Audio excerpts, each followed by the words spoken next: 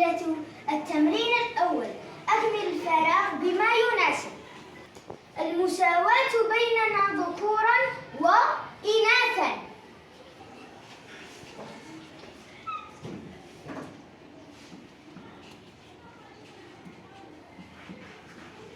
تعني أن نتمتع بنفس إدريس، يعني أن نتمتع بنفس الفرص.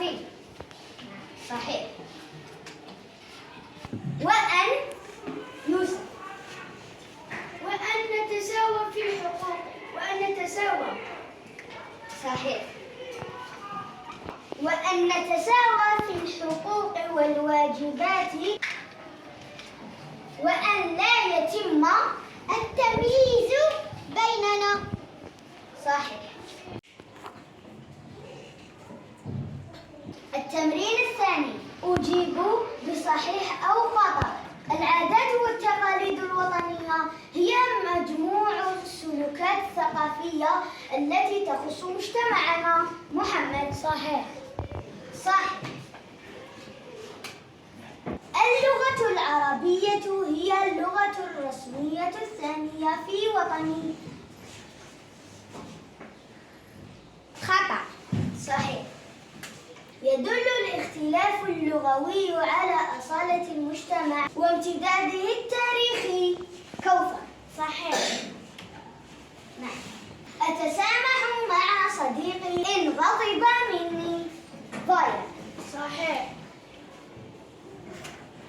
لا أحترم رأي زميلي المخالف لرأيي. كارش. خطأ.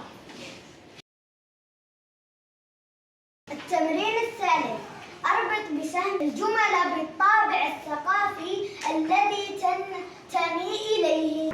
حلي الفضة الملونة، الطابع القسنطيني، الطابع العاصمي، الطابع العربي، الطابع القبائلي. ميليسا. الطابع القبائلي. حي القصبة. موسى.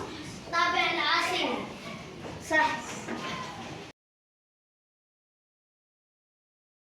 غناء المألوف. أروى. غناء المألوف. الطابع القسنطيني. الشعر الفصيح. بوعزي. الطابع العربي. صح. اذكر مثالا لكل مظهر ثقافي. لباس.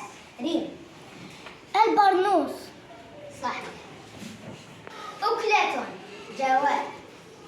رشتة. صحيح. مدينة أثرية. رامي.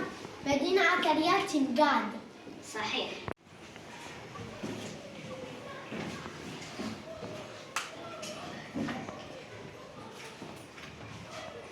الوضعية الإدماجية: مع اقتراب شهر رمضان اجتمع سكان الحي وقاموا بشراء بقرة وذبحها وتوزيع اللحم على السكان. ألف. ماذا نسمي هذه العادة الأصيلة؟ ميم. نسمي هذه العادة الأصيلة التويزة. باء. اذكر 3 أمثلة منها. حبوش. أولاً الوزيعة. ثانياً ريمة. جن الزيتون. صحيح. ثالثاً ميباكي. موسم الحصاد. ثالثاً موسم الحصاد.